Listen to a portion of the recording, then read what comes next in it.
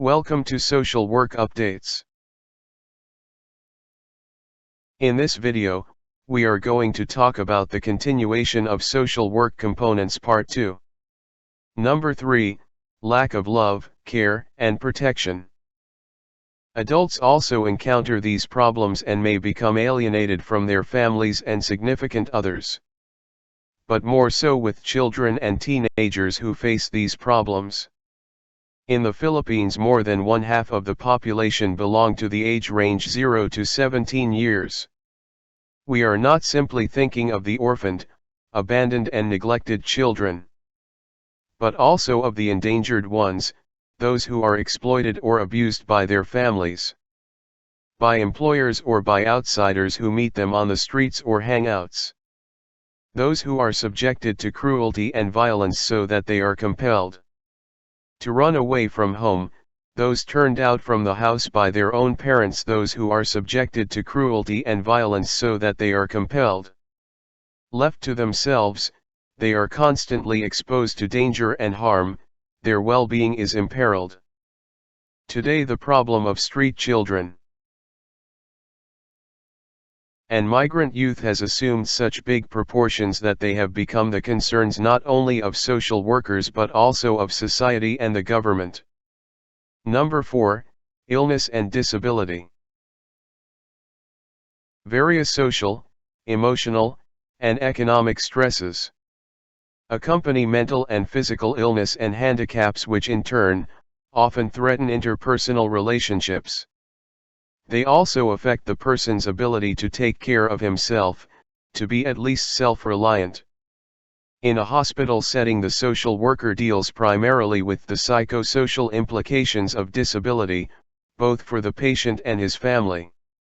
When a person is ill, especially with a chronic illness or crippling disease, there is a tendency to withdraw, to revert to oneself, to conceal secret feelings of helplessness, loneliness, or even hopelessness, so that interpersonal relationships with significant others becomes threatened or severely weakened. Problems in interpersonal relations may also arise between parents and siblings of children with developmental disabilities. Physical or mental disabilities, on the other hand, have become an increasing concern for the social worker, not only for the psychosocial aspects, but because in a third world country it implies a disability or incapacity to earn a living, and this is a major problem.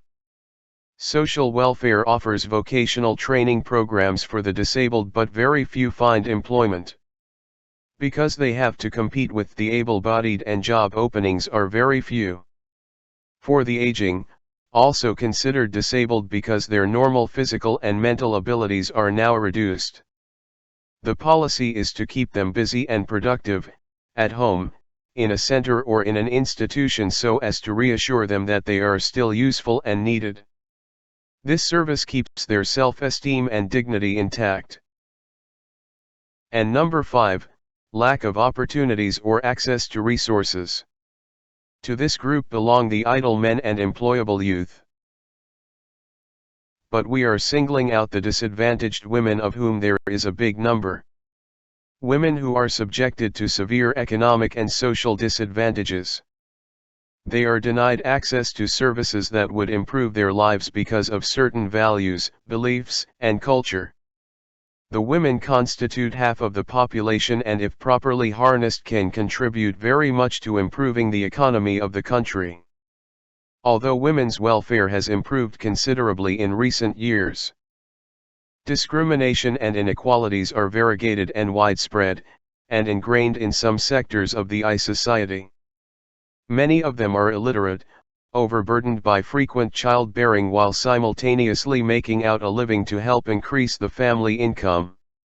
They are poverty-stricken, often also malnourished and in poor health, but neither fully participate in or sharing equally with the men the benefits of economic and social progress.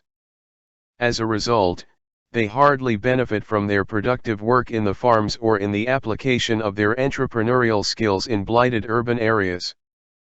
In some cultures, the woman is denied access to education. or opportunities for broadening her social and cultural horizons. In other sectors she is relegated to a lower status than the husband with no legal voice in the determination of the family size, family acquisition and expenditures, and the future roles of the children. The husband has unquestioned authority to subordinate his wife and children to his will, this by tradition. These are some of the major problems confronting Philippine society today, much of which stem from widespread poverty.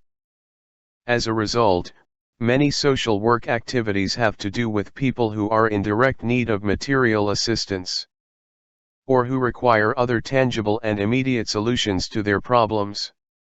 And that's it, thanks for watching.